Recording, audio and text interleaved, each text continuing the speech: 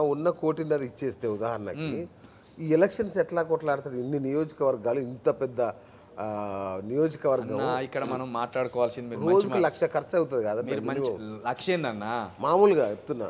ఇప్పుడు మీరు మంచి ప్రశ్న అడిగిండు. 34 నియోజకవర్గాలు. అవును, ఒక రోజుకి మాస్గా ఖర్చు పెడితే 5 లక్షలు అయిపోతాయి ఈజీగా. ఒక రోజుకి 34 నియోజకవర్గాలకు సంబంధించి 20 కోట్లు పెట్టుకోవచ్చు, 30 కోట్లు పెట్టుకోవచ్చు. నీ దమ్ము ఉంటే, నీకు గులం ఉంటే 100 కోట్లు కూడా పెట్టుకోవచ్చు. పోయినసారి 100 కోట్లు అయిందిగా. 100 కోట్లు అయింది పోయినసారి. మరి ఇప్పుడు పోయినసారి ఒక్క ఓటింగ్ వేయలే మనం, ఒక్క ప్రింట్ మీడియాకి కూడా మనం యాడ్స్ ఇవ్వలే, ఏది ఇవ్వలే. నువ్వు ఏ డిస్టిక్ పోయి 3 డిస్టిక్లలో నువ్వు ఏ డిస్టిక్లో చూసినా ఆ డిస్టిక్ ఎంటర్ అయ్యే ముందు పెద్ద పెద్ద ఓర్డింగ్స్, తీన్మార్ మల్లలను ఆశీర్వదిద్దాం. ఓకే, ఒక ఓర్డింగ్ పెడితే ఎంత కావాలన్న? మెయిన్ సెంటర్లో ఒక ఓర్డింగ్ పెడితే కనీసం ఒక 15 లక్షలు, 20 లక్షలు. నువ్వు చెప్తున్న మాటలు ఒకటి, నీ కథలు ఒకటి, నీ మోసం ఒకటి. నీకు దమ్ముందా? ఏమన్నాడు? నేను ఎవరైనా నా మీద ఒక ఆధారం పట్టుకొచ్చినా నేను ఎమ్మెల్సీ ఎన్నికల నుండి తప్పుకుంటా అంటాను. ఆధారాలు మేము పట్టుకొచ్చుడు కాదు, నిన్న ఆధారాలు అడుగుతున్నాం. ఏమని? నువ్వు ఇదే కోమటిరెడ్డి రాజగోపాల్ రెడ్డి పక్కన నిలబడి ఏమన్నావు? 200 మందికి గుండె ఆపరేషన్లు చేయించినా అన్నావు. ఆ 200 మంది గుండె ఆపరేషన్ల అడ్రస్లు ఏందని అడుగుతున్నా నేను 15 రోజులుగా. చిలుక ప్రవీణ్గా నేను అడుగుతున్నా, నిన్ను డిమాండ్ చేస్తున్నా, దీని ఆధారాలు చూపించు అంటున్నా. నీ ఆధారాలు మేము చూపించుడు కాదు, నువ్వు ఆధారాలు చూపి అయ్యా బాబు అని అడుగుతున్నాం. ఏమైనా ఈ 200 మంది గుండె ఆపరేషన్లు అంటే ఇక్కడ ఇంకెంత పెద్ద లొసుగు చూడండి, ఎంత పెద్ద మోసం చూడేది. ఇక్కడ ఈయన ₹1,00,000 శాలరీ నాకు, నేను క్యూ న్యూస్లో జీతగాన్ని అన్నాడు. క్యూ న్యూస్ని అంతా బినామీల పేరు మీద పెట్టిండు. నీకు 3 సంవత్సరాలు కలిసి 36 లక్షలే వస్తాయి. నువ్వు తినా, తాగా, సిగరెట్లు తాగా, ఈ వ్యసనాలు అన్నీ పోను. 36 లక్షలు, 6 లక్షలు తీసేసిన 30 లక్షలు ఉంటాయి నీకు. వ్యసనాలు కూడా ఇవన్నీ ఉన్నాయి, అన్నీ ఉంటాయి. ఎందుకుంటే మనిషి అన్నాక తాగటోనికి తాగుతాడు, తినటోడు తింటాడు, వాని వ్యక్తిగత వ్యసనాలు వాని అన్న, మనం దాన్ని పట్టించుకోకూడదు. పక్కన పెడితే 200 మంది గుండె ఆపరేషన్లు అంటే ఒక గుండె ఆపరేషన్కి 20 లక్షలు వేసుకున్నా ఇవే 50 కోట్లు అవుతున్నాయి. ఎవడిచ్చింది నీకు ఈ 50 కోట్లు? ఈ 50 కోట్ల లెక్క చెప్పావా ఇప్పటి వరకు? ఈ 50 కోట్లు నువ్వు ఎట్లా వచ్చిందో ఆధారం చెప్పాలి. అదేవిధంగా ఈ 200 మంది పేర్లు ఏంటిది, వీళ్ళ అడ్రస్లు ఏంది, వీళ్ళకి ఏ ఆసుపత్రుల్లో నువ్వు గుండె ఆపరేషన్లు చేయించినావు, ఈ లెక్క చెప్పాలి కదా దొంగ నువ్వు అసలు.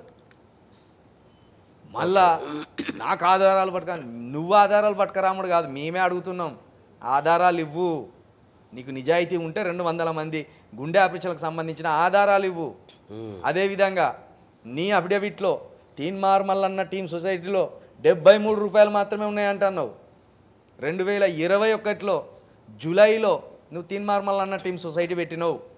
ఆ రోజే ఇదే వేదికగా మీ ముందే చెప్పిన, వీడు టీమ్ అనే ఒక సొసైటీ పెట్టి దాని ద్వారా బ్లాక్ మనీని వైట్ మనీగా మార్చుకుంటున్నాడని చెప్పిన. నేను చెప్పిన తెల్లవారే సొసైటీ ఎక్కడిది, సొసైటీ లేదు అన్నావు. ఇప్పుడు ₹73 ఉన్నాయంటున్నావు. ఈ 3 సంవత్సరాలల్లో చాలా సొసైటీలు ఎంత పడ్డది, దానికి సంబంధించి మొత్తం ఈ లెక్కలు బ్యాంక్ స్టేట్మెంట్ ది బయటికి, నీ భాగవతం ఎంతో తెలుస్తుంది. దొంగ ఇన్ని దొంగ కథలు నీ దగ్గర పెట్టుకొని మళ్ళీ మమ్మల్ని ఆధారాలు తెమ్మంటావు. నువ్వు ఆధారాలు చెప్పాలి వీటికి. రైట్.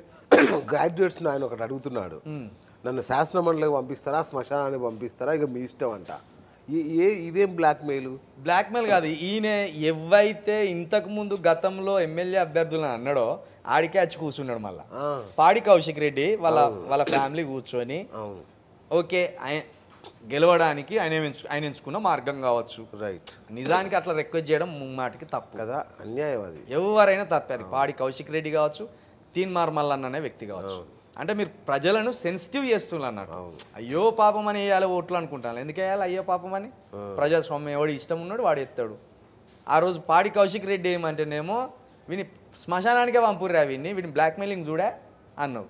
మరి నీదేంటిది? నువ్వు ఏ మాట అయితే అన్నావో ఆ మాట ప్రతి మాట మళ్ళీ నీకే అవుతుంది. అది ఎంత సిగ్గుచేట అన్న అసలు. వేరే వాళ్ళు అయితే అసలు ఈ పాటికి అనకూడదు కానీ ఉరేసుకొని చచ్చిపోవన్న. ఈ మనిషి ఎందుకు బతుకుతున్నాడో నాకు అర్థమవుతలేదు ఇంతవరకు. అనకూడదు ఇట్లా. మనం ఒక ఇంటర్వ్యూలో కూర్చున్నప్పుడు ఈ సబ్జెక్ట్ బయటికి పోతుంది కాబట్టి అనకూడదు. కానీ అన్న ఇంకొక విషయం, యూత్ డిక్లరేషన్ అనేది ఒకటి ఇచ్చింది కాంగ్రెస్. దాంట్లో ఏవి కూడా ఇంతవరకు అమలు చేయాల. మరి ఆ యూత్ డిక్లరేషన్ నమ్ముకున్నాడు మల్లన్న అనేది కూడా అంటున్నారు. కాంగ్రెస్ పార్టీ అయినా నన్ను యూత్ డిక్లరేషనే గెలిపిస్తారు, ఏం అమలు చేశారు అందులో యూత్ డిక్లరేషన్?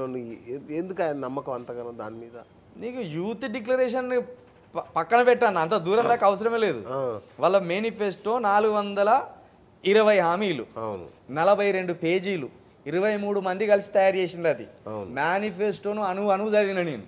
అచ్చా, మేనిఫెస్టోని నా దగ్గర మేనిఫెస్టో బుక్ ఇంకా ఉంటుంది. ప్రతిరోజు నేను న్యూస్లో చూపెడతా, అది చూపెట్టే అడుగుతాను నేను.